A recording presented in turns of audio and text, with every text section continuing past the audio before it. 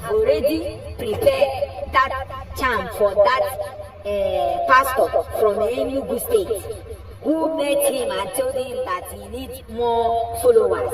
Now, he did that charm for that man so that he can be able to collect more followers from Father Mbaka. So all that charm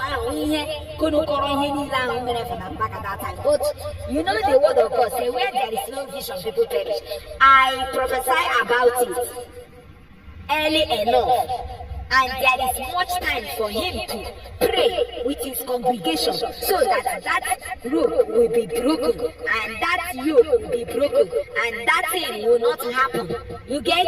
But they look at me, they see me as somebody who don't have followers, somebody who just come to Facebook to rant. My dear, the word of God says we should first of all seek the kingdom of heaven and his righteousness, and every other good thing will be added unto us. That is why I came to Facebook, Blue App.